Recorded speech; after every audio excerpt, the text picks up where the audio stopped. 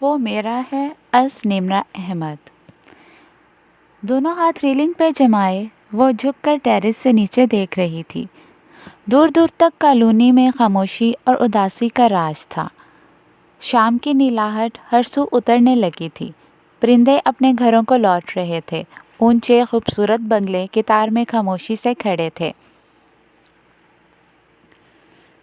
فضا میں ایک نامحسوس سا بوجھل پن تھا، غیر دلچسپ، پھیکا اور بے رنگ سا منظر۔ اس کی نگاہیں خاموشی سے پلٹ آئیں۔ بے حد بوریت بھری جگہ تھی وہ۔ اگر اسے پہلے علم ہوتا تو کبھی خالہ کے گھر چھٹیاں گزارنے نہ آتی۔ پچھتاوے بھرے تعصب سے اس نے سر جھٹکا اور پھر گردن موڑی۔ نگین شیر تلے کرسی پہ بیٹھی ناول میں گم تھی۔ کیا پڑھ رہی ہو اتنی دیر سے؟ اسے پھر سے غصہ آنے لگا۔ ایک تو جگہ بور ترین تھی، اوپر سے نگین کی شخصیت۔ صفحے سے نگاہیں اٹھائے بنا مبہم سا استفسار۔ میں نے پوچھا کیا پڑھ رہی ہو؟ وہ اس کے کان کے قریب آ کر چیخی۔ شش! زرنیلا چائے بنانے گئی ہے، کمیل آیا ہوا ہے۔ شرمیلی مسکان لبوں پہ سچائے نگین نے تجسس بھری بے چینی سے صفحہ پلٹا۔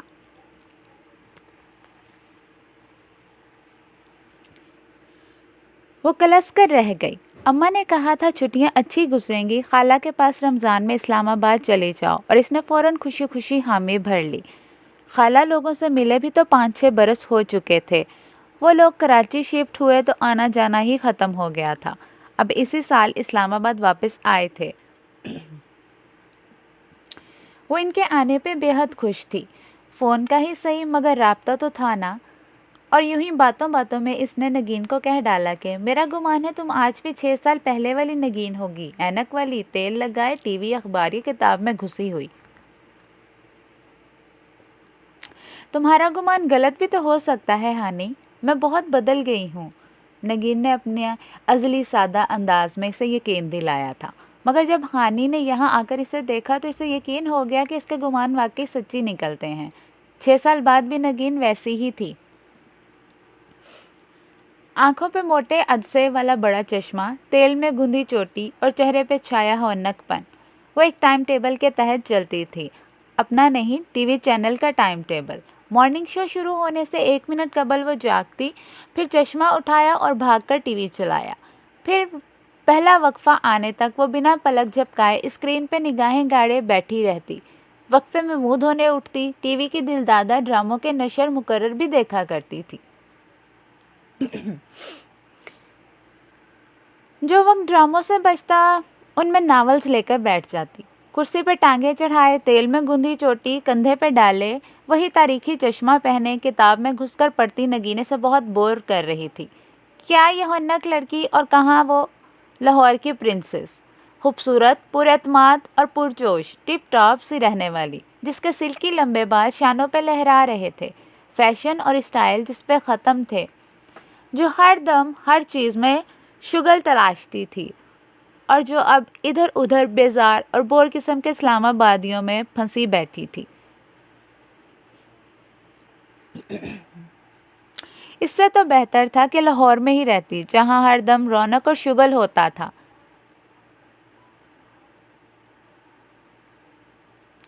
ہائے اللہ! کیا ہوا؟ نگین کی کراہ پہ وہ گھبرا کر پلٹی۔ شاہنیل نے زرنیلا کے اوپر چائے گرا دی۔ وہ پریشانی سے سینے پہ ہاتھ رکھے پڑھتی جا رہی تھی۔ دفع ہو جاؤ نگین! وہ پیر پٹک کر دوبارہ ریلنگ کے پاس چلی آئی۔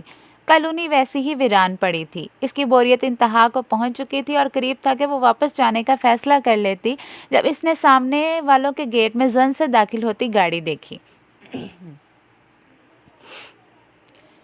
ریلنگ پہ ہاتھ رکھے ہانی نے گردن اونچی کر کے دیکھا۔ کوئی گاڑی کا دروازہ کھول کر باہر نکل رہا تھا۔ ایک ہاتھ سے موبائل کان پہ لگائے اور دوسرے سے لاک میں چابی گھماتا وہ جو بھی تھا بہت ہینڈسم تھا۔ نیلی جینز پہ سیاہ شرٹ، لمبا قد اور صاف رنگت۔ وہ اب گیٹ بند کرنے واپس پیچھے کو جا رہا تھا۔ فون بدستور کان سے لگا تھا۔ اس کے ساتھ ہی گاڑی کے پچھلے دروازے سے ایک گورا نکلا۔ Black water! ہانی کے ذہن میں بے اختیار یہ خیال ابھرا۔ गेट बंद करके अब वो अंदर जा रहा था। फिर जब इसने पीछे दरवाज़ा बंद किया तो हानि ने रुकी हुई सांस बाहर निकाली। उफ, कितना हैंडसम था, लेकिन मुल्क दुश्मन। नगीन, नगीन, वो दौड़कर इसके पास आई। वापस जाने के सारे प्रोग्राम भूल गए थे। तुमने इसे देखा? वो जो C5 में रहता है। हाँ देखा। नगीन का चेहरा हनूस किताब पर झुका था। अच्छा, कौन है? वो खुशी भरे तजस्सुस से इसके करीब हुई। कैसा है? नगीन ने लम्हे भर कर नावल से सर उठाया और फिर ठहर ठहर कर बताने लगी। बड़ा प्यारा है, सफ़ेद रंगत, सिल्की बाल, बुरी आंखें, ऊंचा कद, मजबूत जिसामत और लंबी सी दुम। दुम? वो आंखें मूंदे जो किसी हसीन तस्वर में खोई थी झटके से सीधी हुई। इसकी दुम भी है? हर कुत्ते की दुम होती है हानि। कुत्ता? कौन सा कुत्ता? वो जो सामने वालों का है। अब्बे, मैं कुत्ते की नहीं, इसके मालिक की बात कर रही हूँ। ओह अच्छा, वो।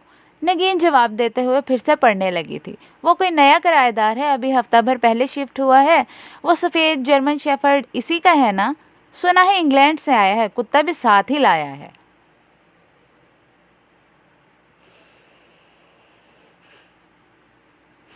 चलो फिर इसके घर चलते हैं। वो कुछ सोचकर उठी। नगीन ने पहली दफ़ा नावल से चेहरा उठाकर हैरानी से इसे देखा। मगर क्यों? ये तुम बताओ, तुम्हारे नावल की हीरोइन हीरो से कैसे मिली थी? वो जरनीला कमीर के घर बिरयानी देने गई थी, तो बस हम इसके घर बिरयानी देकर आते हैं, चलो। मगर जब जरनीला गई तो आगे से भाड़ में गई तुम्हारी जरनीला। इसने गुस्से से नावल खींचा और बिना देखे पीछे फेंका। सीढ़ियों से छोटू कपड़ों की गठरियां उठाए आ रहा था। नावल इसके सर पे लगा। वो चीख के साथ गठरियों के समेत पीछे गिरा। तुम्हारा नावल तो चीखता भी है। हानि हैरत से मुड़ी। सामने कोई नहीं था, मगर नगीन देख चुकी थी। मेरा नावल? वो सीढ़ियों की जानिब दौड़ी। रुको तो, वो पीछे लपकी। सीढ़ियों पे तीनों गठरियां ऊपर नीचे पड़ी थी। नगीन इनके दरमियान हाथ मार रही थी। मर गया या बच गया? बच गया। इसने खुशी खुशी कहीं से किताब खींच निकाली।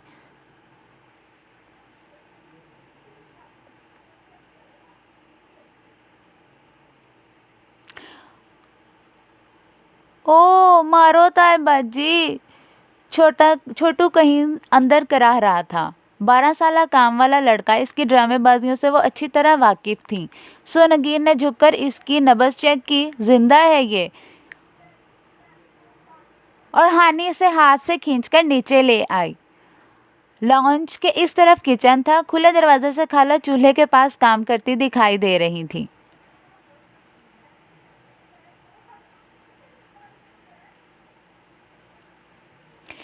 खाला, वो बहुत खुशगवार मूड में इन्हें पुकारती हुई अंदर आई। बड़ी खुशबू आ रही है, क्या पका रही हैं? करेले। करेले? इसकी मुस्कुराहट गायब हो गई। हलक तक कड़वा हो गया। फिर फ्रिज पे नज़र पड़ी तो ज़रा उम्मीद बंधी। खाला, कल कौन सा सालन रखा होगा? टिंडे बैंगन। वो मसरूफ़ सी हांडी में चम्मच हिला रही थी। अब भला टिंडों में बैंगन डालकर कौन खाता है, सिवाय खाला के? टिंडे रखे तो आज करेले ना बनाती, हम वही खा लेते। वो बड़बड़ाती हुई फ्रिज का जायज़ा लेने लगी, मगर खाला के कान बहुत तेज़ थे।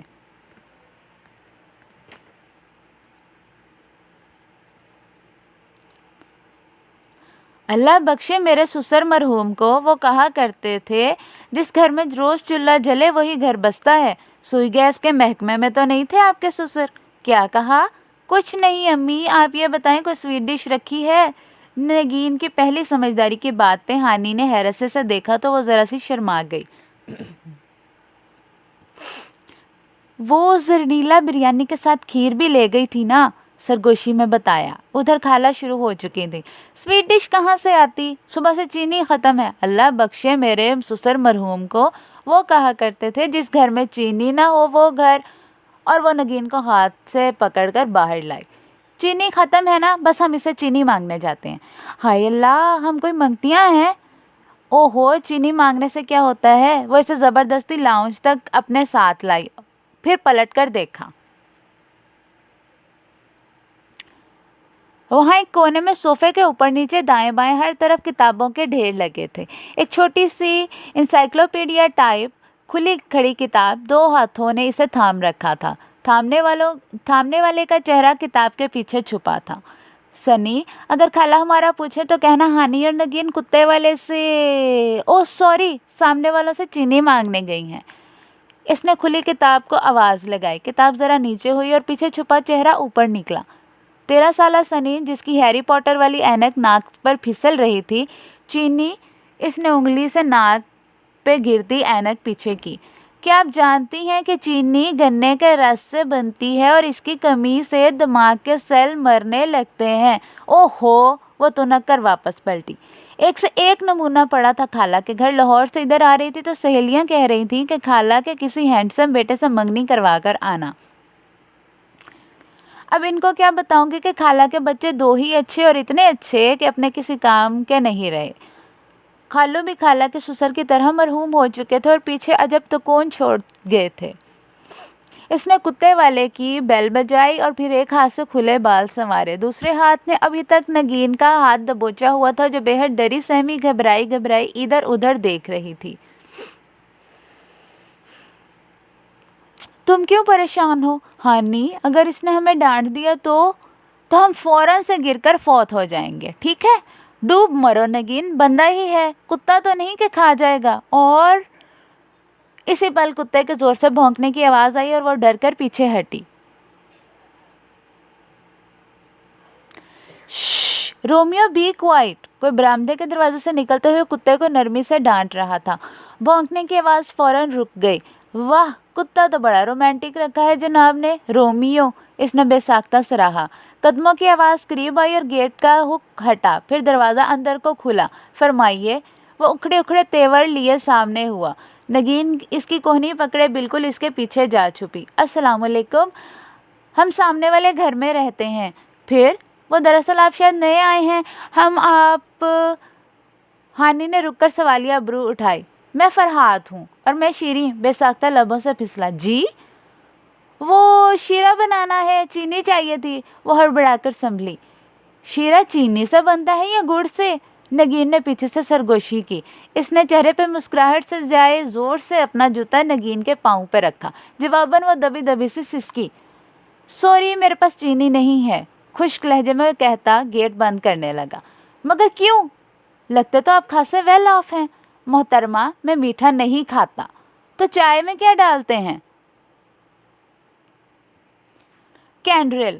وہ دانت پیس کر بولا. سامنے کونے پہ اسٹور ہے، وہاں سے چینی مل جائے گی اور ساتھ میں اخلاقیات کی کوئی کتاب بھی. اور کھٹ سے دروازہ بند کر دیا.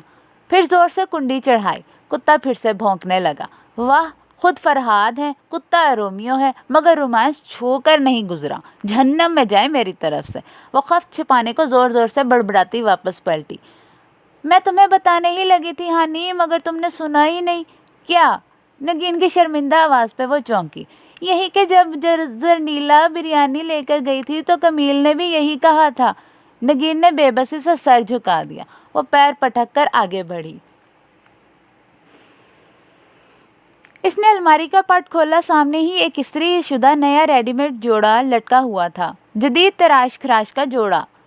ہانی نے حیرت سے پلٹ کر نگین کو دیکھا جو چہرے کے سامنے کتاب کیے آرام دہ کرسی پہ جھول رہی تھی. اس وقت اس نے سستی سی لون کا پینڈو سا جوڑا زیبتن کر رکھا تھا. یہ جوڑا کس کا ہے؟ میرا. بنا سر اٹھائے جواب ملا. کون لایا تھا؟ اسے یقین نہ تھا کہ نگین کی پسند اتنی زبردست ہو سکتی ہے. امی. تو پہنتی کیوں نہیں ہو؟ خالہ رشیدہ نے بتایا تھا کہ اس پہ سایہ